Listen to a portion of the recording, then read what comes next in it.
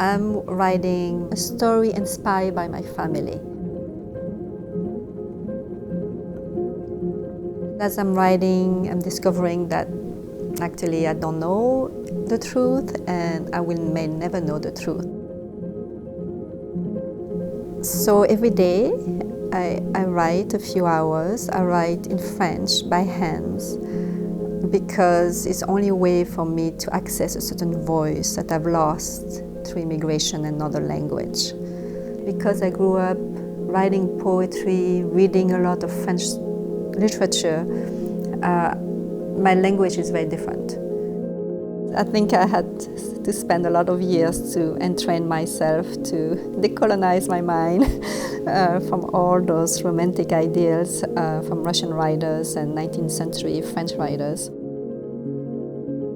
So that's my heart project, and I do it for my 10-year-old self. Being a writer, being an artist, being an educator, being an activist was not something I thought I will ever do. I always had aspirations to write, though, to tell stories. I think around the end of the Vietnam War, there was a lot of stress on my family. I didn't know why, but incidents happened that I remember when I was 10, I told myself, in order to get going, that I will write the story. And that promise, I kept it. It's in me, and although even when I was manicured, although I didn't know about schooling, that's one thing I will always aspire to do, to write my family story. So my mother is Vietnamese and my father is French, and I was born in France, and I immigrated to the US in 1984. Growing up in France was difficult for me because I was always called like Chinese, or in France it's called Shin Tok. I'm a mixed race, but when I was little I looked more Asians, and there was a lot of racism. Also my parents were different than other couple because my father was 30 years older than my mother, and they were both a little bit outcasts of French society. As a kid, I always had journals. I mean, I was really outcast in France. People don't realize how much. Sometimes I will not go to class, but I will go in the wood and read poetry, or write poetry. So this is kind of my coping mechanism. It's almost my anchor to survival. It was almost my companion who has my imaginations to try to transcribe my emotions or my perceptions of the world into words. I didn't think about becoming an artist. It just did. Coming to the US was also very difficult. The reason why my mother sent me here with one-way ticket when I was 19 was for me to sponsor her. But she sent me to live with her Vietnamese family in Orange County, and they sent me to work as a manicure right away. And I did not know about school or secondary education, universities. I eventually went from Orange County to Fremont, and I went to community college there. And I was living in a house, basically the cleaning lady, the therapist. And one day, their daughter came from UC Davis, and I asked her a question. I said, "Oh, what do you do? Where do you go to school?" And then the man in the background, the father said, "Don't even need to know, Isabelle, because UC is not for people like you." This is the only reason I started to think of UC, because I was challenged.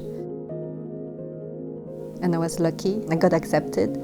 And then I stayed there for graduate school and got my doctorate in Vietnamese American literature. So to be a professor is an accident.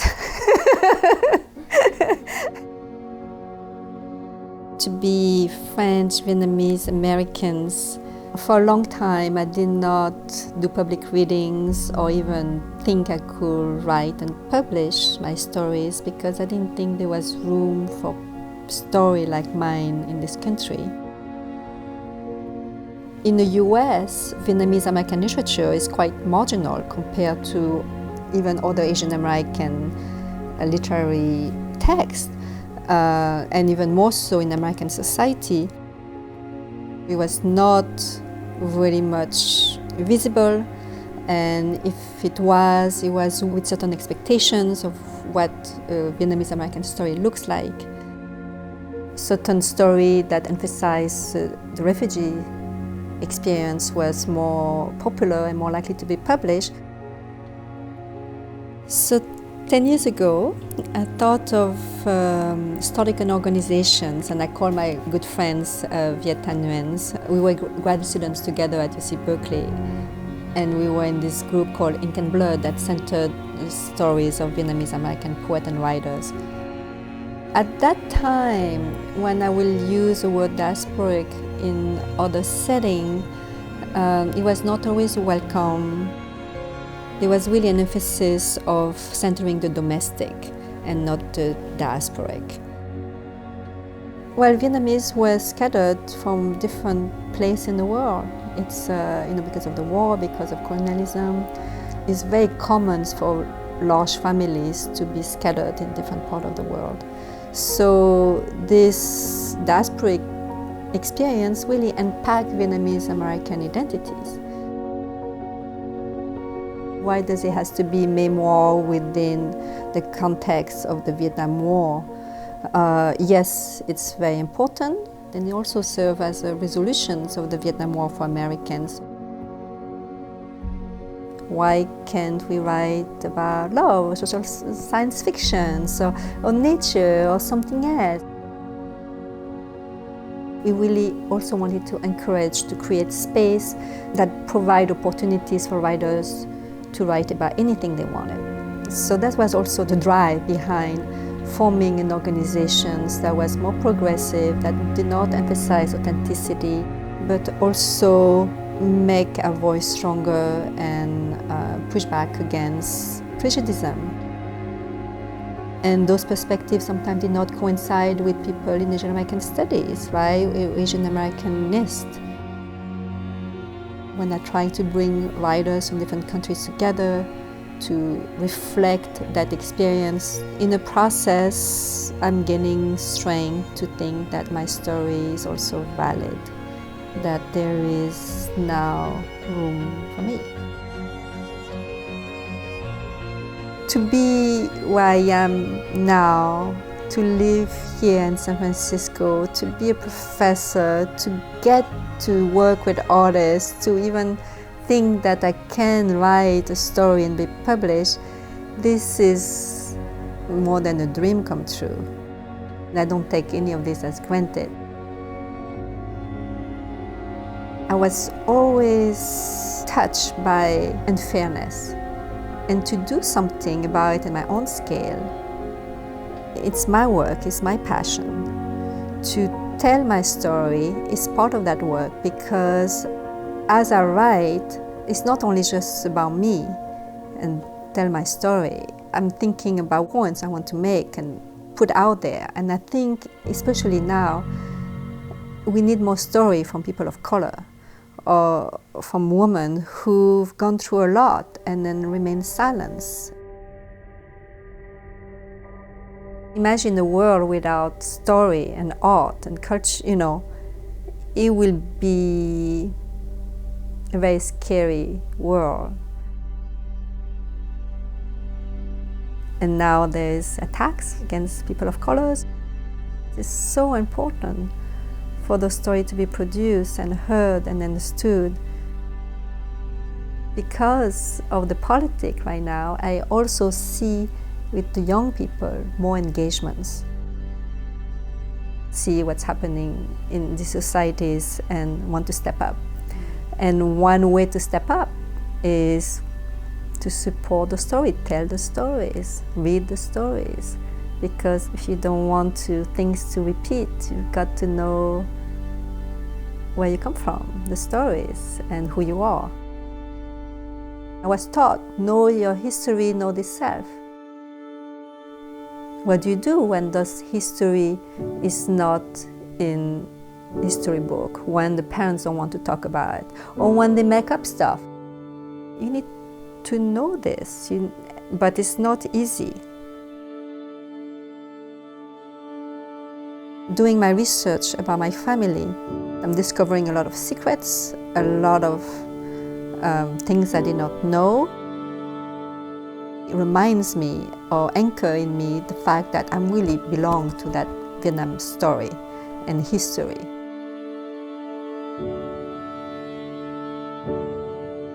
My centered, everything about me is about healing.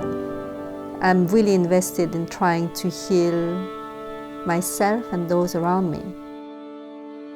And as I'm getting older, I realize this is really who I am, so I just have to just be. And things are much easier that way than really pushing without a fire. This innate desire to heal, to bring people together. So now, as I'm trying to help others to heal and heal myself, I'm more in touch with that fire. I'm really impressed with the next generations because I remember we had poems, but it was very nostalgic, longing from the past, and we really try really hard not to show ourselves and our vulnerability. Now, when I listen to the story, the poetry of the younger people, oh my goodness, it's so brave. Talk about vulnerability, like you read, you cry, and talking about the beautiful part of oneself, but also the not beautiful part of oneself. To write about anything that they feel like writing, I think that's beautiful and is very promising. If we can show, they see in some stories, by having young people reading those stories, thinking about those stories, maybe participate in the creation of these stories, they can find ways to manage those emotions and heal. Because they grew up here, they've got the language and maybe benefited from the work from Asian Americanists, right? Feel like they have a space to speak, that for us we had to fight for that space. What I'm seeing moving forward is coming closer to the world that we wish we had.